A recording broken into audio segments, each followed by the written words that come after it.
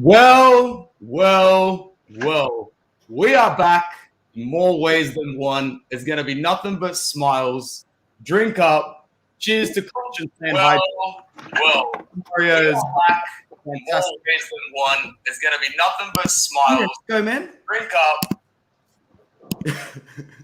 Something was playing. Someone had the YouTube. All good. I had it in the back. All good, man. Oh, good, man. Cheers to Christian. Cheers to Mario, my favorite smartass in the world. For those of you who don't know, Mario is well connected to the Napoli community.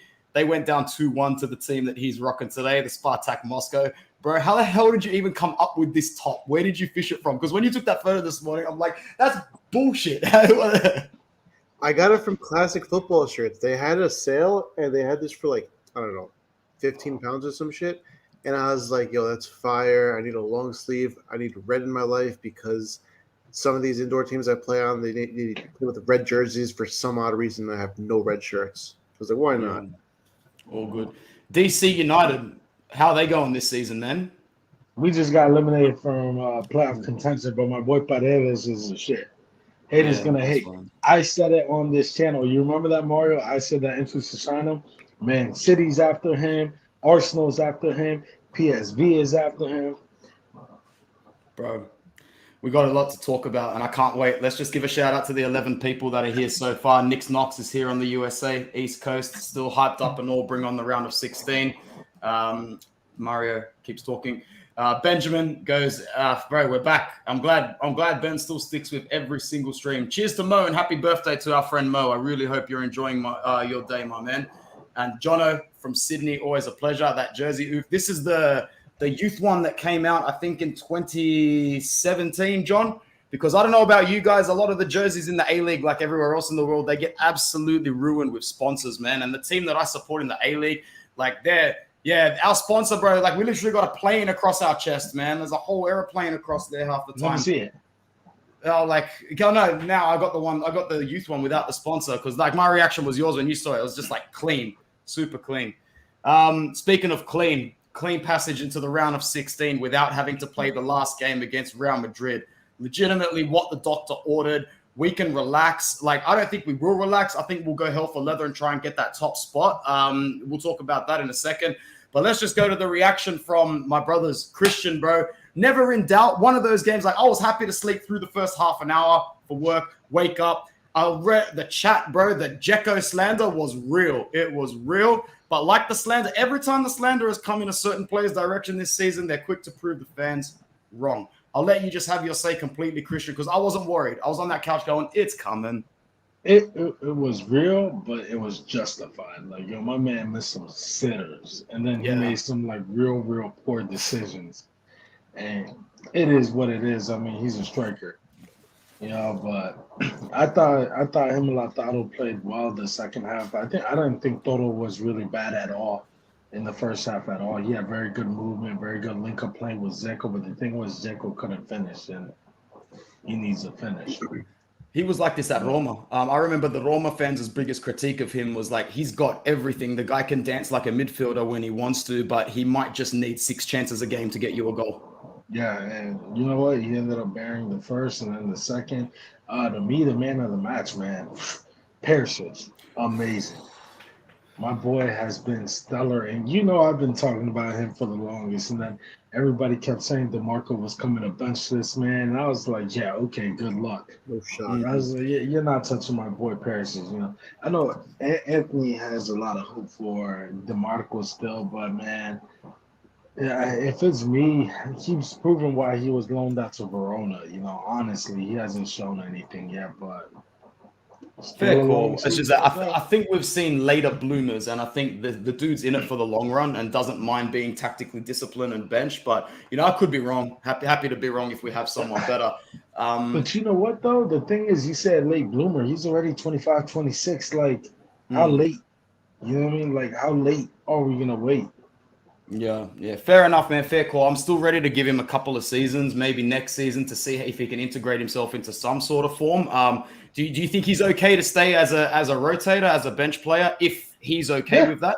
No. He's not the man to come into the starting 11.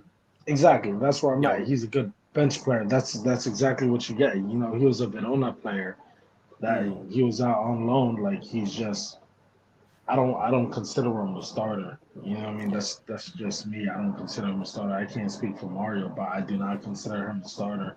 If it's up to me, I'm signing Perisic another year, unless it's like guaranteed that we get Kostic. But even then, I'm kind of like, yo, what we got with Perisic right now is prime Perisic from when he first came to us. Like the dude's just been amazing.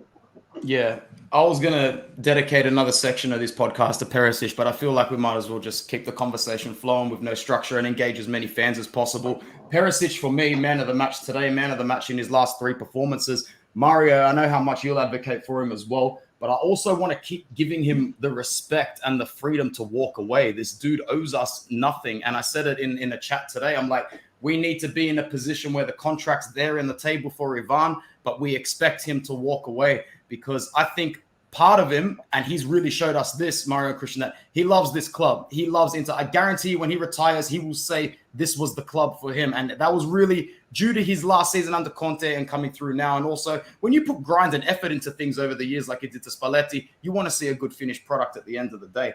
I think another big reason why he's playing out of his skin at the moment is I think he even surprised himself a little bit at the start of the season with how quick he was to play himself into form. Maybe not completely surprised himself, but I think he realized the demographics of where he was in the contract. He's like, I can still get one. I can still go to England and get a top contract. Someone from the Bundesliga might put me on another top contract. This guy knows well and truly, as far as desirable free agents go, put him in the top 3 at the end of the season. Clubs like Madrid, Barca, Bayern will come back knocking for this guy again, Mario. Perisic has been freaking great this season, and I've been saying it for 3 or 4 years now, where he needs to be in a system where he's allowed freedom. How many times have I said this?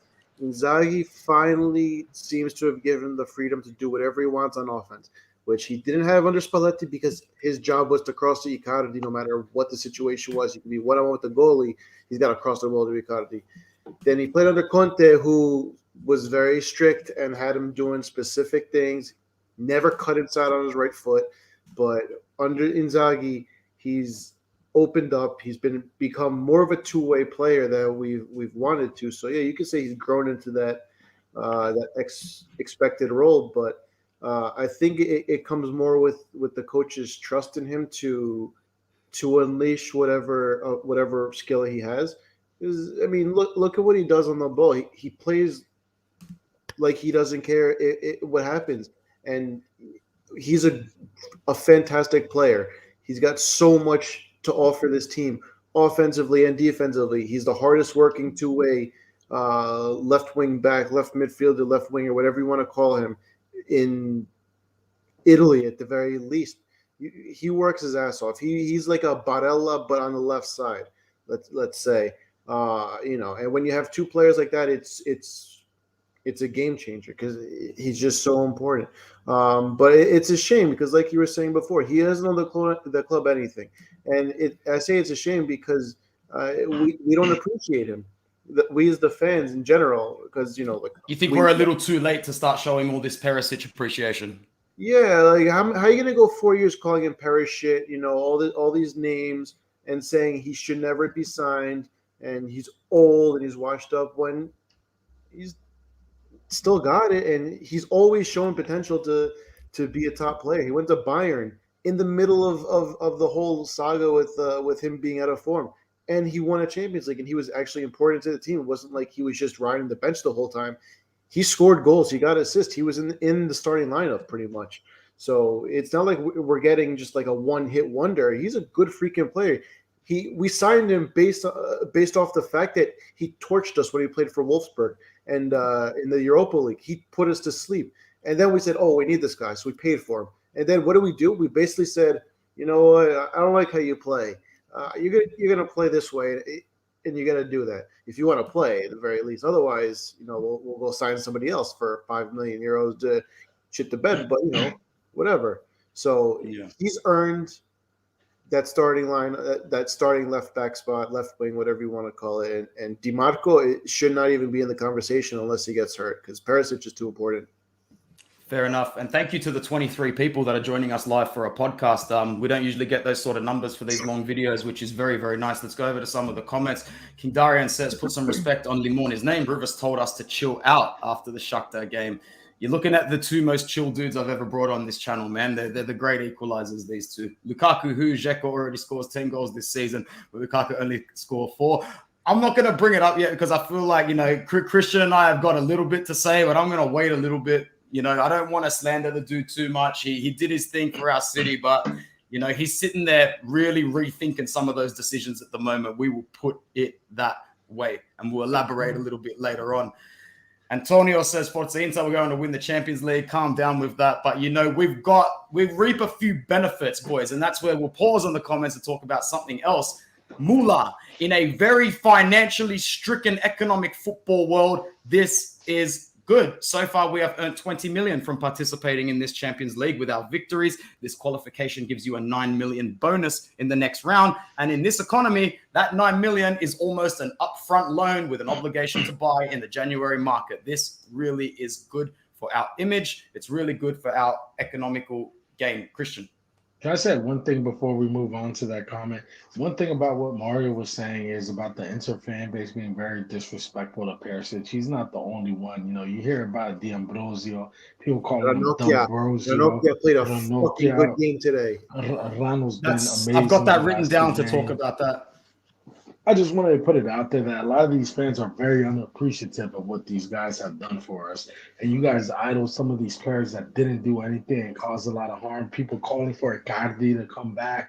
The disrespect is there. You disrespect the players that you shouldn't. The D'Ambrosios, the Ranocchias, the Perisic, guys, Brozovic, the guys that were loyal to this club.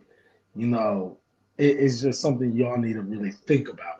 You can't sit there and keep disrespecting, and then expect people to respect your opinions.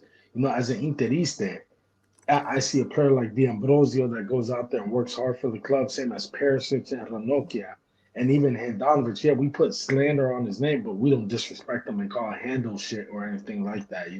It's just it's ridiculous. Y'all acting like little 2-year-olds. Put some respect on these guys' names. For real. Yeah, cool, man. Let's talk a little bit about Mario. I forgot to talk about Dzeko because, like we said before, he needs 6 chances to score 1, right? The thing that I like about that is he's creating these chances. Him and Lautaro are creating chances left and right. As much as I talk shit about Lautaro all the freaking time, but then he goes right back and scores, so I can't even say nothing. But dude, remember over a year ago, we had a joke on air where we were like, Lautaro does everything but put the ball in the back of the net as a striker. If this guy could finish at the level that we want him to, he's almost the complete package. He really is. And then you pair him with Dzeko, who literally does everything on top of that as well. So you have 2 almost complete forwards. Almost. In his defense, he has gotten so unlucky to hit the post so much. How many times does he hit the post, man? Luck. It's not like the wind blows the ball. It's not like what did you think of his disallowed goal today because of the shove? Mo thinks it's the right call. I watched the replay. I'm like, he's got his hands, but I hate these super slow-mos, man. Sport should be measured in real time, like we said. It's a contact sport. Mo slanders Lautaro even when Lautaro has a good game. I call a spade a spade. Mo just flat out hates Toto. I don't know if he hates him, bro. Nah, he wanted to replace him with that Bama from over there at Liverpool. Don't give me that. You hate the man.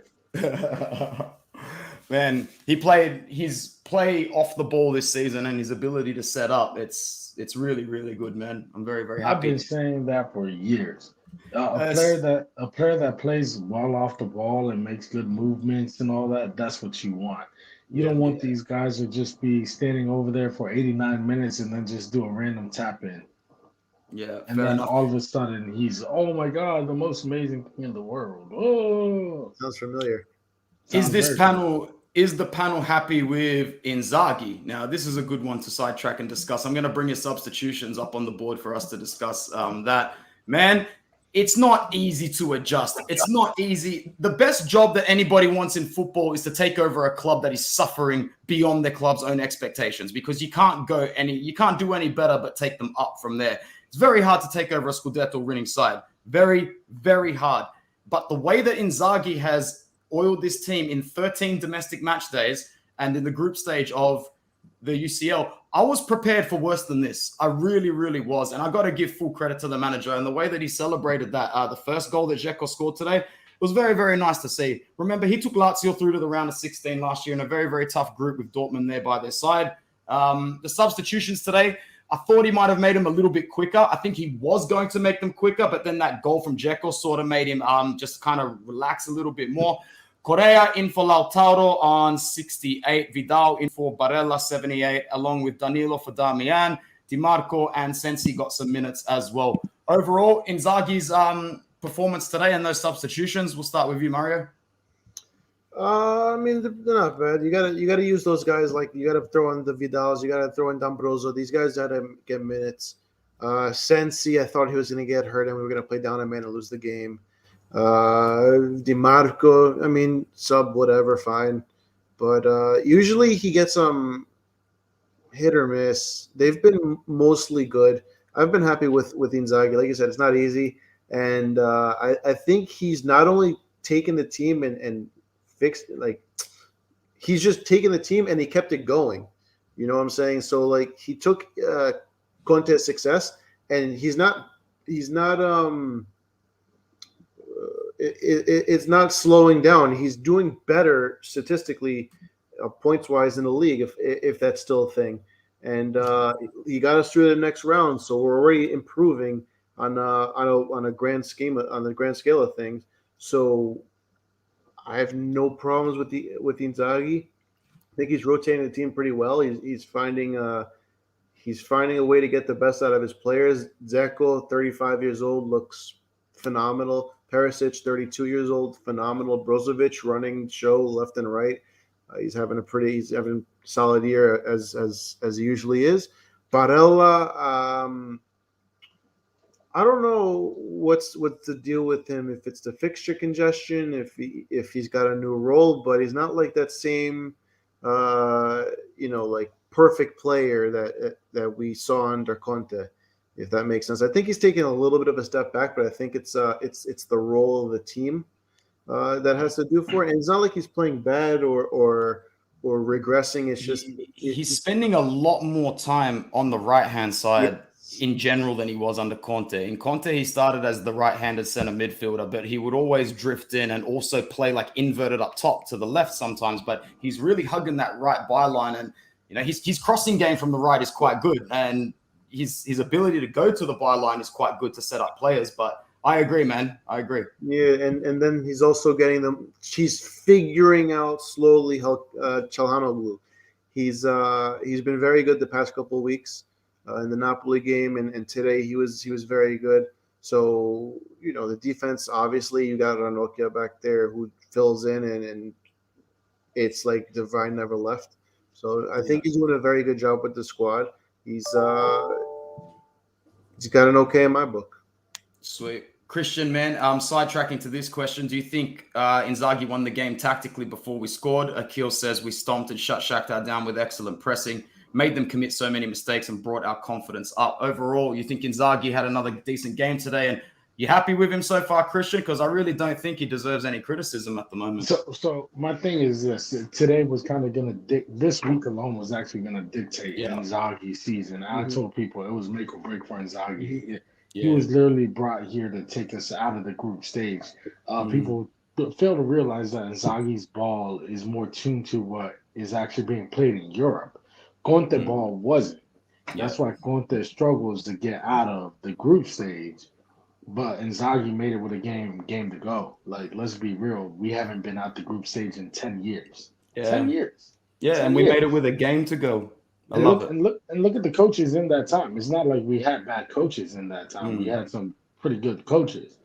I just think that Inzaghi is going to be judged more towards the end of the year if we get this Scudetto or not. If we get the second star, I mean, he literally was handed a Scudetto winning team, and I actually think it's improved on from last year. You can make your assertions and say that there's certain positions we didn't get better at. The only one I would say we regressed on was on the right wing, but Darmian isn't a bad right He's been back. excellent this year. He has He's been excellent. fantastic, man. Excellent. So you can't really say. I mean, Hakimi's a world class player. That's not taking anything away from Darmian, but outside of that, I think we improved with Dzeko over Lukaku, just in the terms that Dzeko is a better suited player for Inzaghi's system. Now, who's to say that Lukaku would have he would have replicated what he did last year with Conte? And me and Mario had this conversation several times, talking about that it was better to get rid of Lukaku right then and there while the money was still available. Because Yeah. look at him right now, 4 goals so far. Now, say he has 4 goals for Inter, what are we saying? We're all probably looking at each other like, damn, we should have cashed in on him when we could have. Yeah, So I mean, 100%. he was a complete system player. Like he was tuned in for Conte's game.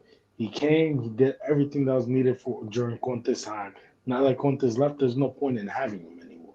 And Zaghi, he's transformed this team from a counter-attacking team to a more balanced, possessive game and attacking. Yeah, yeah, and I think And that. Yeah, go on.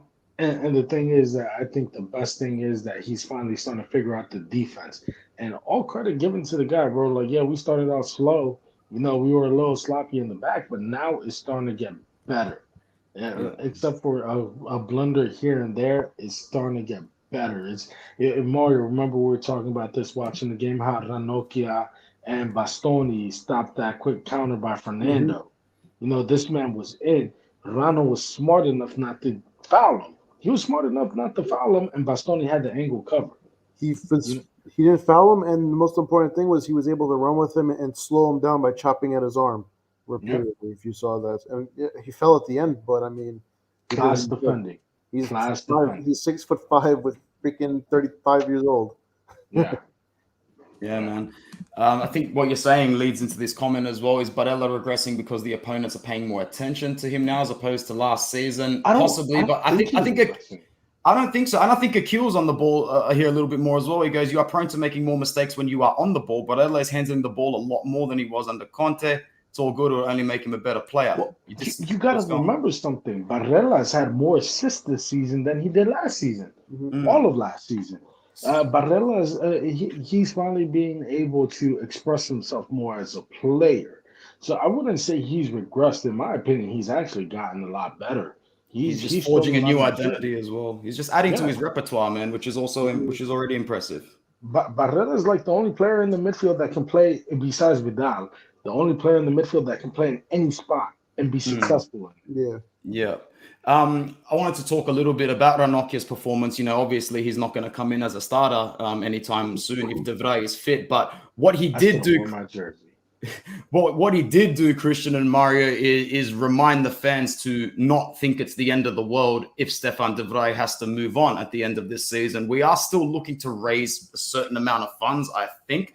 If we do have to sell off one player, could it be him? I'm still a big fan. I don't want to see him go. I mean, we're talking about the guy that benched De Ligt in the national team to the point where Van Gaal just looked right in the cameras and went, De Vrij starts because he's the best centre back for Holland and has been for the last few years. Like just point blank said it while De Ligt and Van Dijk are in the next room. And it is what it is. I hope that he was quite injury prone when he was playing for Lazio. I was worried. He came to Inter. The guy was a rock, man. He barely missed a performance in the last 3 years, bro. So, Yeah. what are your thoughts on it, Christian? I'm personally, you know me, I've been pro Nokia for years. You remember Mario? I was at the stadium. Mhm. Rano mi capitano, el capitano vero. I've been a Ranocchia fan. I got his jersey in my closet. I'm not gonna sit there and lie, but I would love to re-sign the guy. But the problem is, you're looking at it age wise. It's time to start trying to get somebody to fill that void, because at some point he's gonna have to retire and move on.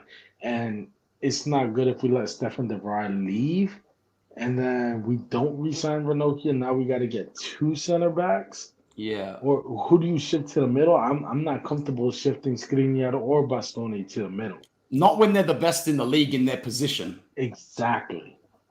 So, I wouldn't shift. Even if somebody was trying to tell me shift Bastoni to the middle and move DeMarco out wide, I mean, I could see it. But if Bastoni's the best at that position, I would be comfortable keeping Ranocchia. But then it's still one of those things where we got to go and find an adequate replacement. Now, this goes into my whole next thing about I was having this conversation with my boy Liam where he's like, yo, now that we made it to the next round, we should just tank and go for the league. How does that make sense? Yeah, I'm like, bro, what are you talking about? He said, well, we're going to end up with someone like Man City or PSG, and we can't beat them. And I'm like, yo, bro, like, there's Inter fans that really think like this? Where we get that first-round draft pick? No, bro, like, they're like, you know what? It makes more sense to go for the Scudetto because we're not going to go far in the Champions League. No. I'm like, bro, who's to say, though? It's all about the luck of the draw. I even fancy our chances against PSG, to be honest with you, because they're so undisciplined. Yeah. You know? Yeah. Mario, before we sidetrack into another topic, your thoughts on the De Vrij situation? We missed him for what, 2 more games? Yeah. Maximum. Yeah, I think having Ranocchia he's just been with the team for so long. He knows exactly what he's got to do. He's always been a good enough defender. I don't want to say he's been great because he's always been good enough. He was supposed to be better, whatever you want to say, but every time he stepped in as the replacement, he's been rock solid. He's never cost us points since Juan Jesus has destroyed his name. Didn't I say that for the longest part? Remember I used to get into arguments with people over this, and everyone's like, I was like, no, bro. Even Mancini came out and said JJ has left Ranocchia out to dry many times. Remember the Napoli game. It was Inter Napoli, and Mancini said it at the end of the game. He said, "You guys crucified Ranocchia on that goal, but where was Juan Jesus? He was still up there playing striker. Yeah, he's a center back. The one where he was the infamous mess up or whatever you want to call it. Juan Jesus literally ran from the center of defense to the sideline to chase down the ball, and Ranocchia was 1-on-1, 1-on-3, or 1-on-2, whatever it was. 1-on-2, Insigne 1-on-2 at the top of the box. Was it Insigne and Higuain, or was it Insigne and what's the other dude? The other one that came from Madrid. Callejon? No. Not Callejon. The other one from Madrid. He's still there. Wasn't Llorente? No. Still there. He's still there. At Napoli? Yeah. He's still there. As an attacker? Yeah. Wow, let me not at the moment. I haven't got it at the moment. Not if he's still playing there. No. I'll go to a couple of comments. Whatever. But regardless, everyone said that Ranocchia was at fault, and I'm watching the video, and I'm analyzing the shit out of it because I was like, there's no way that I'm like, why is there so much space between Ranocchia and the next defender? We have 3 defenders. We play a 3-5-2. This is under Mazzarri. Why is Ranocchia in the middle of the field by himself? Oh, it's Ranocchia's fault, this and that. I'm like, looking around. I'm like, Juan Jesus. So then I cycle back. Juan Jesus. Oh my God, what the hell is this guy doing on the right wing when he's supposed to be in the middle? Playing left center back. Santa Style forever. It's so stupid. And Ranocchia he's just the slander is just it's so unwarranted. He's been a good defender, I'll say, because I don't want to say great because they're gonna crucify me. But he's been good, I think. And every time we've put him in as a sub or as a fill-in, top tier, never made a mistake, and I think we haven't let up a goal with him in defense. I saw 13 matches, I believe it was. Don't quote me on it, but it's something like that. Sorry to Huyan. I actually haven't watched David Jonathan play like barely at all this season besides highlights, so I can't even comment on this centre back. I'm sorry, man. What's going on to Mujtaza, who's in the chat? Ginter for free next summer. Wouldn't be bad. I'm a big fan of Serie A defenders being signed by Inter because adjusting defensively to Serie A is the hardest adjustment you can make from coming overseas. Defenders, in my opinion, should always be sourced from Serie A, and he's definitely one of the better free agents coming up. I'm hoping for a really, really nice market with a couple of good free signings. Cheers, Matt. Forza Sydney FC. Huyan says, as long as we don't get Liverpool or City, Inter can take anyone. I would have to agree to that point. You know, City probably play the most dangerous attacking football in the world, whereas Liverpool, even if they're not firing in Premier League, this club in the Champions League just, you know, they've got something here. And it pains me to say because I hate Liverpool and I hate all their fans as well. Yeah, I hate them so much. I actually think it'd be a good game between us and Liverpool. It could go either way. I think we'd stand a good chance against them. I think we could beat Liverpool. Yeah. What about us again? What about up against Bayern? Yo, so my thing about playing up against Bayern, we always know that for some weird reason, Inter versus Bayern, Inter always gets the better of them. Yeah. So I like our chances. I don't know about that, bro. I really Bro, don't. look at the last few times we played. I know that, but there's a different times, man. Slightly different, but still. I still like our chances. Let's Italians have a look, bro. versus Germans. I'll take Italians all day. Match day 5 is done and dusted. Forgive me because I've just gotten home from work. I know who won the games, but I don't even know the score, the goal scorers, or I haven't watched the highlights. Did Man City end up beating PSG today? Was it 2-1? 2-1. Yeah. Who scored the goals today? Do you guys know? Gabi Jesus and It was Sterling. Who scored for Paris? Mbappe. Mbappe. Mistake, I think it was. Oh, okay. Yeah. RB's Leipzig pumped Bruges, but obviously they're going. One of these teams will have to settle for the Europa League. So with Man City wrapping up top spot, they're definitely a candidate for us. Liverpool top Group B very comfortably, the most impressive of any side in the Champions League so far, with Porto, Milan, and Atletico to grind it out for the next spot. Guys, what are we thinking of that group there? You think we could end up playing? Well, obviously we could end up playing Liverpool, but who do you think is going to go through, Mario? I think Porto goes through. You think Porto beats Atletico on the last day? Yeah. Yeah. It'll be a good game. I don't know, man. I feel like Simeone is starting to fade a little bit out of that gig. I feel like he might want to change of scenery soon. I don't think Milan beats Liverpool. No, I don't think so. Liverpool will play their B side, and I appreciate Pioli's fight and the team's grit, but if they go for it and Milan really go for it, which they have to, Liverpool's just going to spread them on the break, man, surely. That Milan's just not good enough, bro. They've just been getting by pure luck, and I've been saying this for weeks now.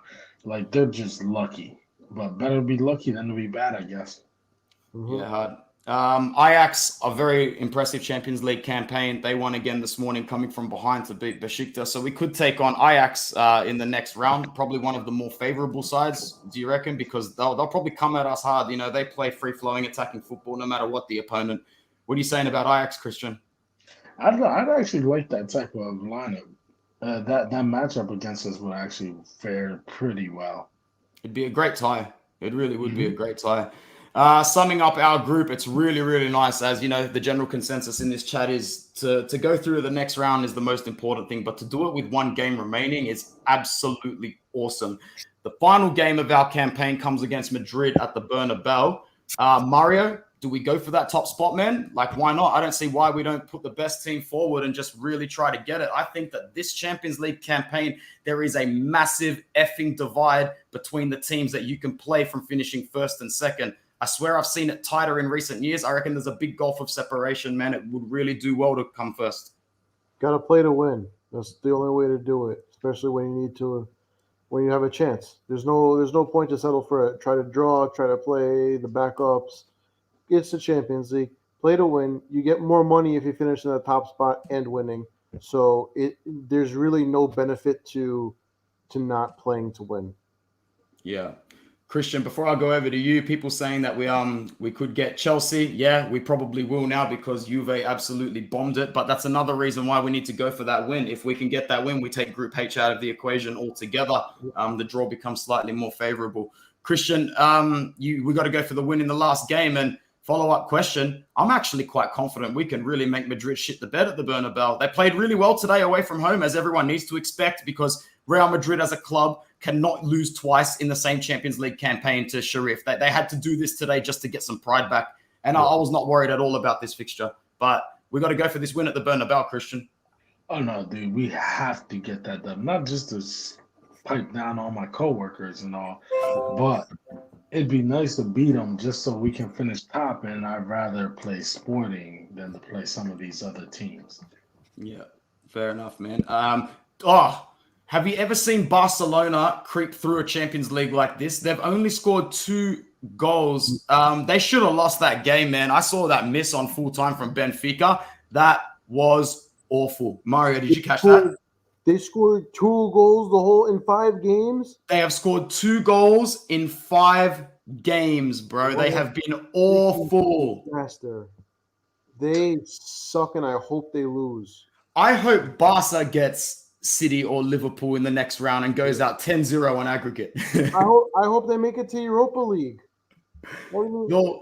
That's still a possibility. What's wrong, Christian? I want them to play us. Well, if we finish top, we would bury this Barcelona team, bro. I have no doubt we could bury this Barca team. They stink. Yeah. Is their last game against Kiev or is it against Bayern? Surely it's against Kiev. Bayern. No. Oh, they gotta go to Munich on the last day.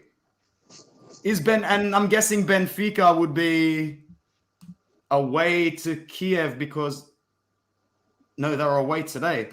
So Benfica's home. Benfica is home on match day 6. So a win for Benfica and a defeat for Barcelona puts Benfica and Barcelona in the Europa. I like it. Listen. Barcelona's website was saying that Bayern's going to play the B team so they have a chance. What the hell? I don't think the B team will lose the Barcelona either. Their B team will still stomp down Barca. Yeah, horrible. If we were to get United, I would feel comfortable finishing second in the group to go and play that United side. Although you just really can't count out Ronaldo dumping you out on his own just out of sheer opportunities. But Villarreal and I don't know if you watched the Young Boys Atalanta game. Atalanta are just bottle jobs, man. What a game though. What a game though. Great goals. Yeah, nice goals, but they suck. Yeah, they do suck. In Europe, they suck. They're such a letdown. I don't understand what the hell's going on with them. Getting one of these teams, probably a little bit more ideal. But at the end of the day, there's no easy games. This has actually been a pretty good group. I speak about it a lot on Football Worldwide with Jono and Bruno. It's like the real group of death when you compare relative strength of the 4 clubs. It's actually quite entertaining, man. It's a really, really good group. And yesterday, we all saw the embarrassment that Juve put on. And it looks like that they might just relinquish top spot, providing Chelsea get the job done at home, which I actually think they will. What else can we say about the Champions League before we talk a tiny bit about Venezia? Anything you want to add, Christian? Yeah, dude. I like I was telling you earlier, I hope people don't want to settle for less. Like, we need to advance to the next round. Yeah. We need to go guns blazing. I still think Scudetto 20 is coming anyways. I think we're going to get that second star. I think Milan's going to run out of luck anyways. Yeah, fair enough. Venezia, man. If you're not going to play to win. If you don't have the group wrapped up. Exactly. I'm looking forward to the next few domestic fixtures because, I hate saying this, but, they're winnable games. And we've just come out of a really, really tough period domestically, man. We've had to play some really, really tough games as of late in very, very short time frames. I'm not saying we're special. Everybody plays the same sort of schedule at the moment. But, we had Juve, Milan, and Napoli. And we came out of that without defeat, beating the league leaders and closing the gap at the top. Our next 2 games, Venezia and Spezia, it's got to be 6 points out of 6. We start with a trip to Venice, and it's a good time to play them because they're a relegation-bound side that's just won 2 games in a row. There is no better time than for them to come up against a side about 3 or 4 tiers tougher than the last 2 teams that they beat. We should knock them on their perch comfortably. I don't want this game to drag out. I really think we should do something that we haven't done in a while, and that's grab an early goddamn goal and bury a game, okay? Mario, what are you saying about this game against Venezia coming up this weekend at the right time of 6:45 a.m. on a Sunday? I'm loving life. Perfect. I think it's a good matchup for us. It's a little bit of a relief for the team, I guess you could say, after having a game against Shakhtar, which is always tough that we have, and the Napoli game and the loss from the week before.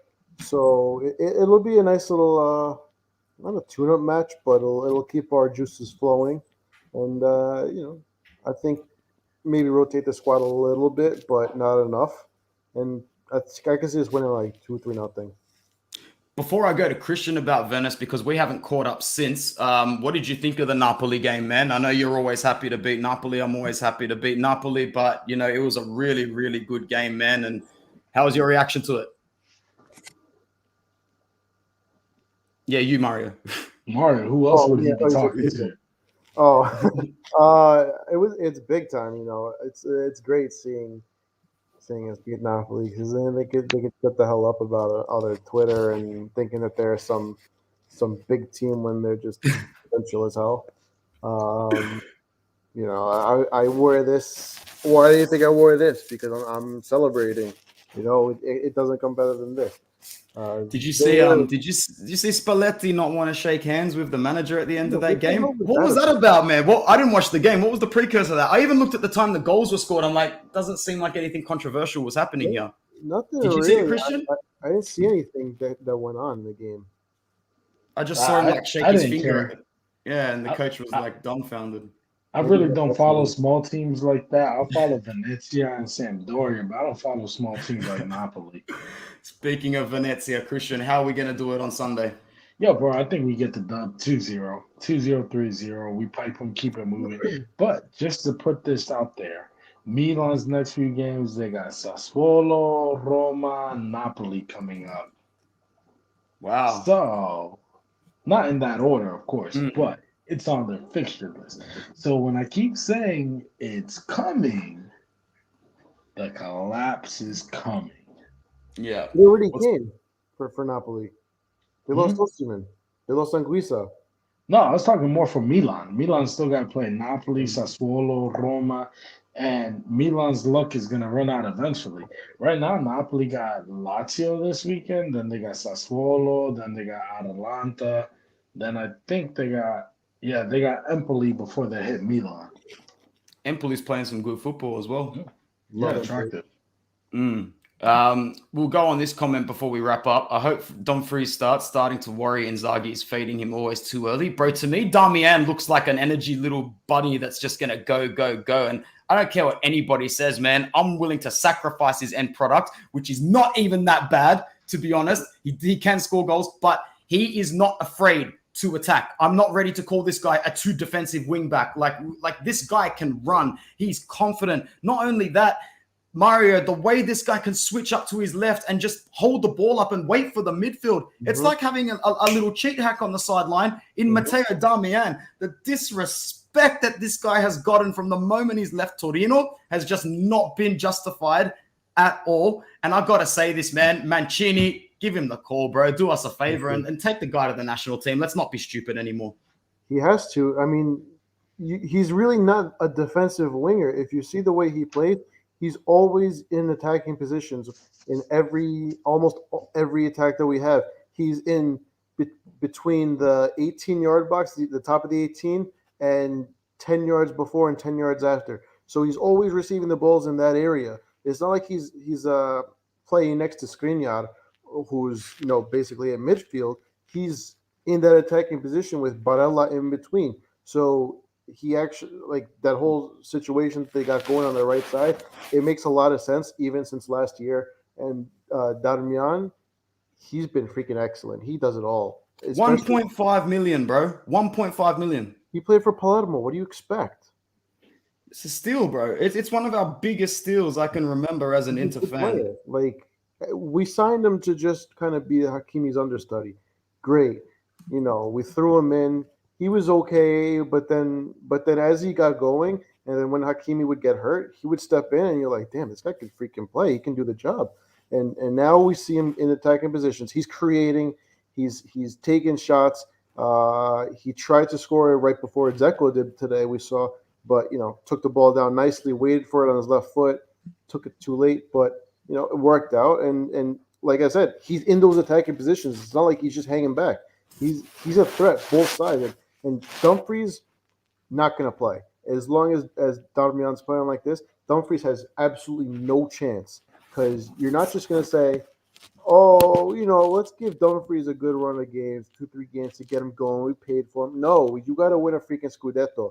You're not playing people's feelings. You're not playing experiments. You're going to play what works. Darmian on the right side works. And as long as it works, don't change it. Christian, maybe we should all get a Matty Dams jersey and we'll tag the bloke in it because I don't reckon anybody buys his jersey. He'll reply to us, man. He'll be super excited. All three of us rock up in a backwards Darmian jersey on here. I'll do it. I don't care. You know me. Bro, I need to get the third. I need to get the third, man, because every time we play, I wasn't sold on it when I saw it, but then I saw it in the flesh and we're winning in it. And the badge, the Scudetto badge on that right-hand side, it's too much. I'm getting it soon. So listen. Let me just throw this out there. I researched what you said about Napoli's, Spalletti's refusal to shake the Spartak Moscow's coach. It's because allegedly Spalletti says at the beginning of the game he didn't want to shake Spalletti's hand. And he said, now you want to shake my hand at the end after you win. Okay. That's what it was. That makes sense. Fair enough.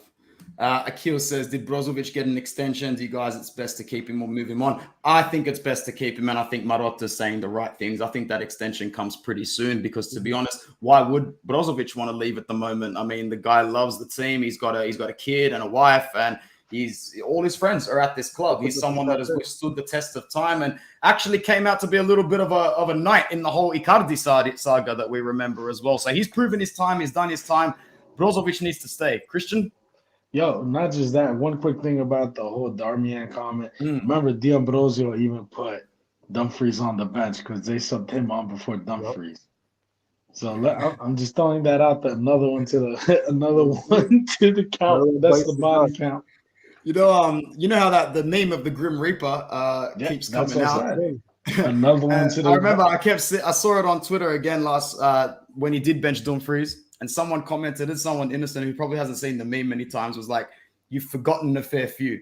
And I commented underneath, I'm like, bro, they've had to redo this meme at least 3 times now. It's not a few. We're into like 7 or 8 now, man. Like, we've got to cut names left, right, and center. There ain't enough doors in that photo. Oh, man, that's great. I reckon I'm down. Let's see. We're getting Darmian. Did you find out that player that you thought was still playing for Napoli that came from Madrid or not? Yo, I honestly didn't look at that once. I thought you were talking about Cavani for a second. No. Wasn't Madrid that? Name Napoli players, Mario. You're talking about an attacker. They don't have any attackers besides Insigne and Osimhen. Mertens, Osimhen, Petagna. They had Callejon, but Callejon, that's who I was thinking of. I said him like 3 times. Mario said that 3 times. Did you? Yeah. Oh, I don't know. It's Mario. I don't listen to happy. Oh man, yeah. Show Brozo the money. Hey boys, lots of love from Melbourne. Good to see you, my Australian brother. That's pretty. Also a vice captain. So we doing it? Yeah, I'm happy to do it. I'm happy to wait till like when I do my Christmas shopping in about a week. I'll do it now. I don't care. Sweet. I'll get Darmian. If you get it, I'll get it, bro. I'll do it. Well, this will be the second jersey we match on. Mario didn't get the Campione one. He faked on us. Yeah, he did. I can still get it. Yeah. Callejon went to Fiorentina in 2020.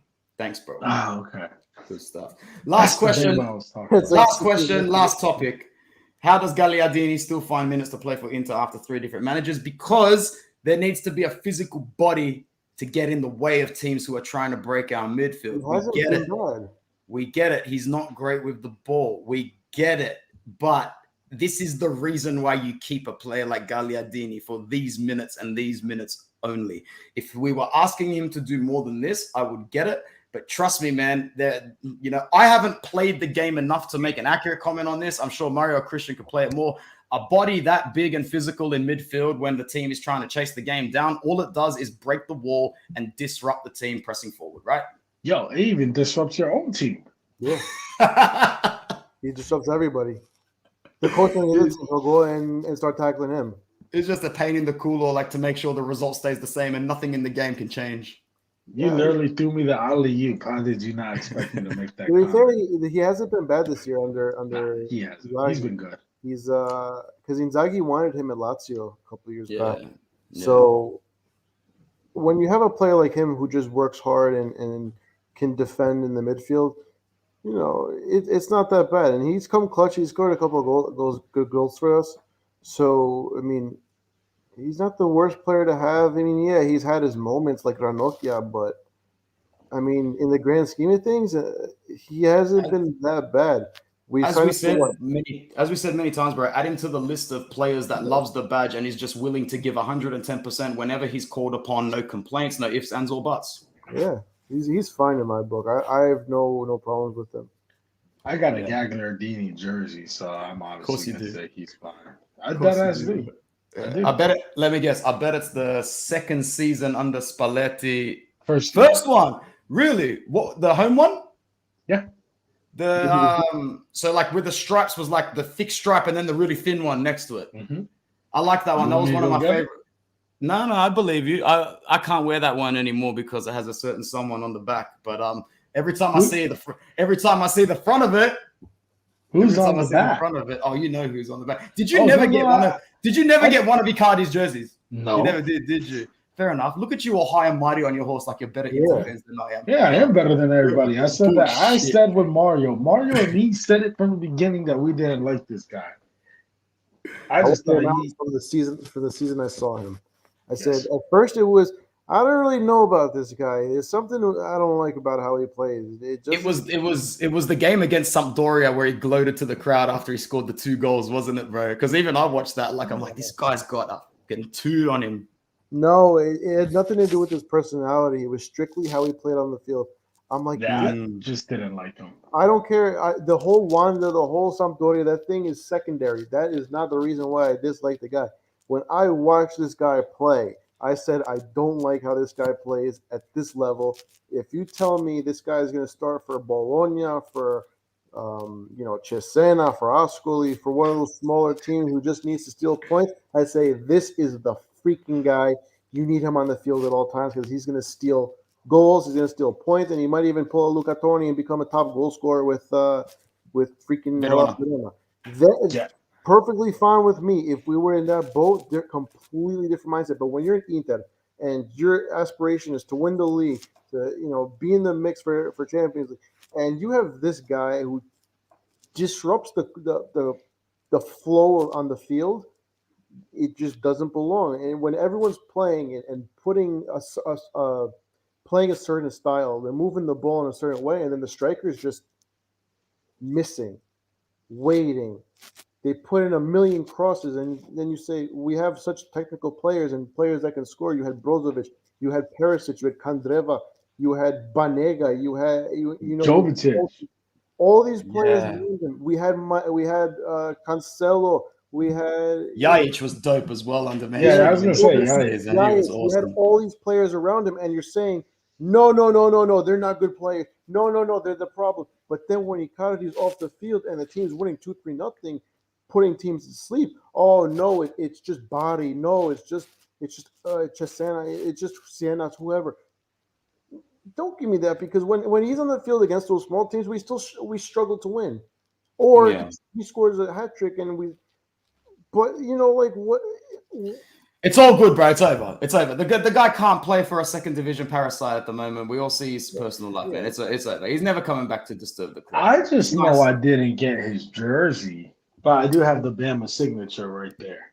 Yeah, that's all we've got time for on Inter Worldwide. I'll sort you out off cam. No, all good. It's just one mistake, bro. There could have been worse. There could have been other mistakes. I remember I had the Raja jersey in my cart. Now that wouldn't have been as bad, but that's a mistake I almost made. You have the Raja jersey? Yeah, I had it in my cart and I didn't. Did you get Nangolan? Jersey.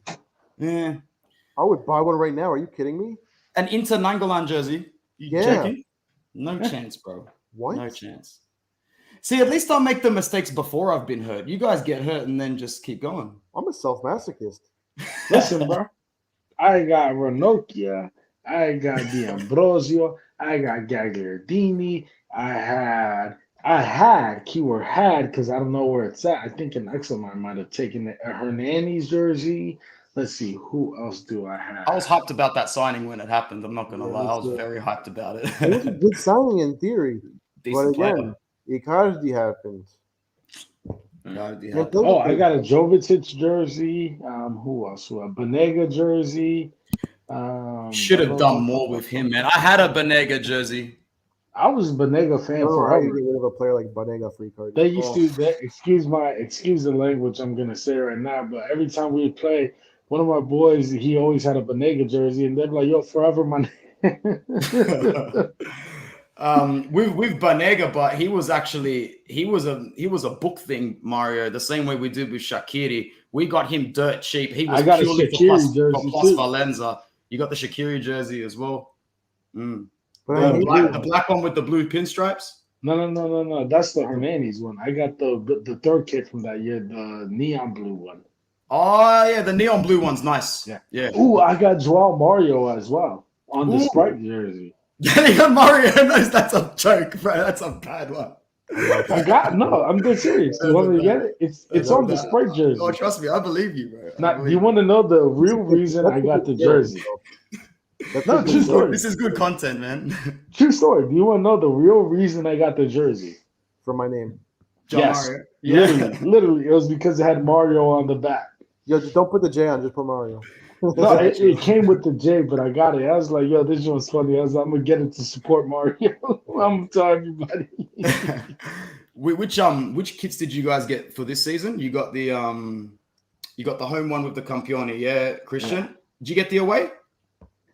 I need to get the away in the third. So I've been waiting for soccer.com to have the away with the player's name on it, but they didn't get it. So now I'm just gonna order it through Inter. So you're like kind of like me. I was looking for other outlets because I didn't want to give Interstore any more money after they did the little shifting on us in the offseason. It wasn't that. It's just the shipping, bro. Unless I get to the 150, then it's free shipping. But then it's like, yo, I gotta get up to 150, but I gotta keep it under 200 euros, or else you're gonna get a customs. How much? You're gonna get a customs bill. How much do you guys pay for shipping from Italy to the States? 21 euros. 21 euros. We only pay it's still a lot, but we pay like 23 euro. It should be way more. Like, you guys are getting gypped hard with 21 euro shipping fee. It depends, but it's 21 euros and it gets here in 2 days. Yeah, true. Mine gets here in about 2 weeks, unless I pay even more. Christ. 10 days to 2 weeks, maybe. Nah, it's bad, bro. That's why I don't order stuff from overseas often, unless it's an Inter jersey. Pretty much, like I'd never order stuff from overseas to come to Australia. I got soccer.com and with the Gold Club, so it's like $110 for the patches, the Champions League patches, the Scudetto badge, and the name on the back for $110. That's good value. You ever get one of those the Vapor Knit kits? They have them there too. It's like $130. Did you ever buy one?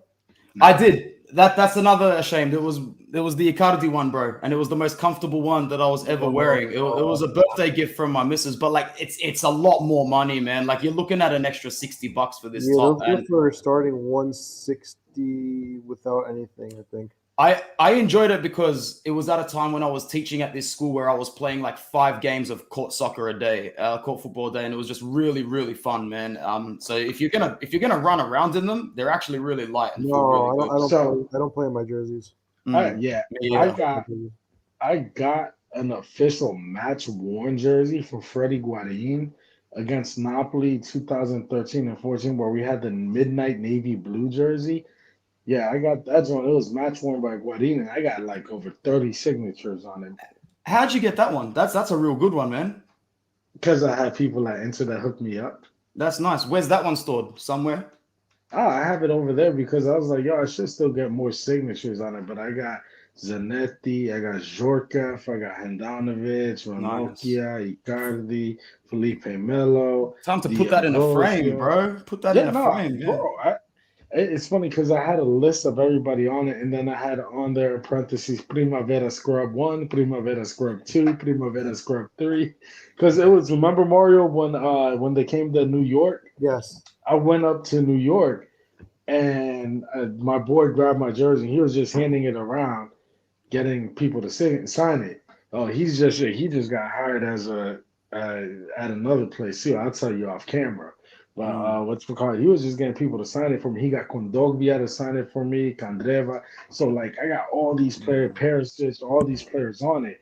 And I'm just like, yo, I need to frame this. But I'm like, yo, I low-key want to get more signatures on it. And he was also the one that hooked that up for me because Melito's my boy. The best one. So he got him to personalize it to me. Nice one, bro. That's gonna be it. We're gonna wrap this up. It's been a nice little last 10 minutes talking jerseys and all the other smack, and I hope everybody enjoyed listening to the podcast as much as we did recording it. So thank you so much to Gianluca Di Mario, a very, very reliable source for all of your breaking transfer news. Thanks for joining us again on Inter Worldwide, man. Thank you. Yeah, follow me at Gianluca Di Mario. I got all the breaking transfer and signings and everything across the Serie A. It's up and coming account. I got you. Nobody's seen this one before. So today, what's his name? Diego Demme from Napoli tested negative from COVID, right? Congratulations. No, what happens? Lobatka finishes the game, goes to the cameras and says, "Hey, he has to get another test because I want to play." Yeah, that's what Sky Sports will tell you, but I got that. This guy, man. It's a good account. I got to ask you a question about that account off camera when we wrap it up. Thank you so much, Nostradamus, Christian Rivas, for always bringing your smile and your optimism, man. Thank you so much, and I can't wait to do this again in the round of 16. Happy Thanksgiving to my fellow Americans. Yeah. Happy Thanksgiving, boys. Yeah, appreciate it. We celebrate raping and pillaging. You guys appreciate it. Appreciate the day. Appreciate the family. Thank you to everyone who tuned into Inter Worldwide. Forza Inter. Ciao, ragazzi. Bye-bye.